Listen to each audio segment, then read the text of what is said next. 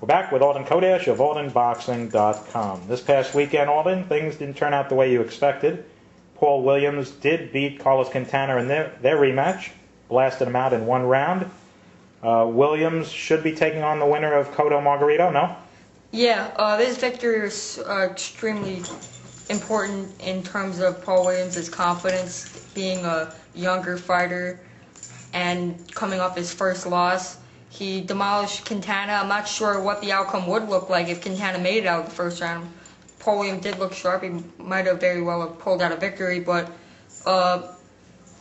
Williams made a statement with that big shot, which Quintana just walked into. It could have been a lucky shot, but nevertheless, Williams got the first round victory, which puts him in the position that, or maybe even in a higher position than he previously was in before the surprising defeat to Quintana in February. So definitely he's in line for the winner of Cotto Margarito. That's the most logical match, considering that Mayweather has retired, or so it seems. Right. Why do you think Paul Williams has?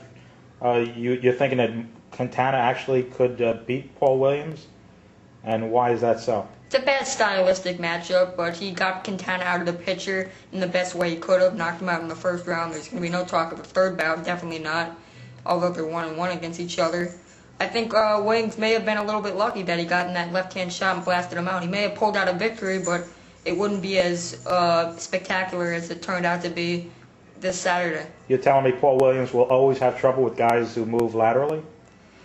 Yeah, I think he does, because he is the kind of style. He's a volume puncher. He likes you to be hit in the range of his punches, so he can get off the amount of punches he would like to. That's how he wins his most important fights against the best fighters he's fought, such as a Margarito. He's able to outwork those guys because they fight right in front of him. But Carlos Quintana clearly didn't, but he got him out of the picture in the best way he could have, and he doesn't have to worry about him anymore. Okay, he has beaten Margarito, of course, but what do you think he'll do? How will he face against Cotto?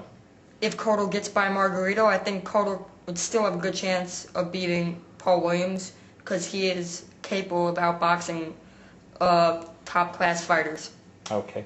Sergio Mora was able to eke out a win over Vernon Forrest. What's your impression of that fight? I think Vernon Forrest's age has finally caught up with him. Sergio Mora fought the best he could. He outworked Vernon Forrest, and Vernon Forrest just couldn't keep up with him. Who would you like to see? I mean, Mora is not an exciting fighter for sure, but he's undefeated and he deserves another big fight. Ricardo Mayorga, maybe? Mayorga's days at 154, I think, are over.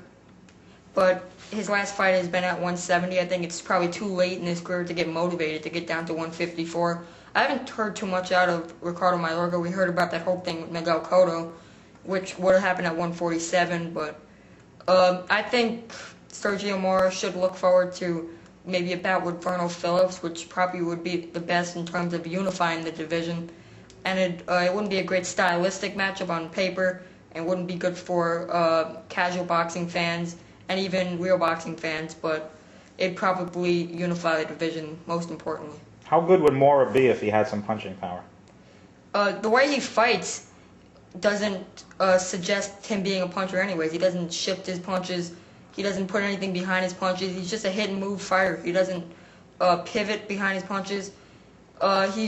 He punches and runs, really. So I think that's partly to blame why he has such few knockouts. Okay. All right, moving over to HBO, Juan Manuel Lopez demolished Daniel Ponce de Leon. You must be impressed with Lopez, no? Yeah, you have to be. He blasted out a top-class fighter. Ponce de Leon has been down before, so is Caballero. Actually sawed Luke Nanyang Toy in their first bout, put him down. But most importantly, he put him down, and he hurt him more than both of those fighters did, and he actually put him out in one round. So he did it quickly. The cleaner punches prevailed. He got inside of the sloppy punches of Ponce de Leon, and Ponce de Leon may have very well have gave him a very tough fight or even beat him if it wasn't for that great right hook shot. But on the other hand, it had to come sometime because of how technically sound he is compared to the sloppiness of Ponce de Leon. So he got him out of there in one round, and look out for the rest of the 122-pound division. Okay, but before Lopez, we talk about him. Ponce de Leon, your feeling, is his career over, or what do you think? No, he's a fighter. He's going to keep fighting. That's my impression on him. Okay, now Juan Lopez, he is something special.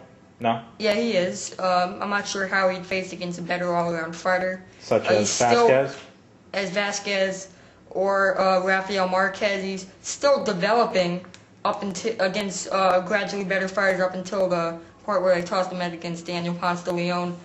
He hasn't fought a fighter with the experience and the technical boxing skill as the top two 122-pounders in the world, Israel Vasquez and Rafael Marquez have, so he probably wouldn't fare very well against them. I don't think he's ready for that kind of opposition, but he should work towards Celestino Caballero after he takes a couple mandatories or tune-up fights.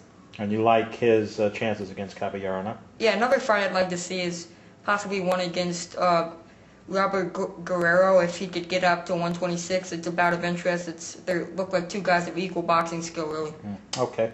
Kelly Pavlik blasted out Gary Lockett. What's your impressions of that performance? He looked good. We got to see Kelly Pavlik against a guy that would let him show his whole arsenal. And as I predicted, he did. He showed everything he's capable of doing, and he looked good in doing it.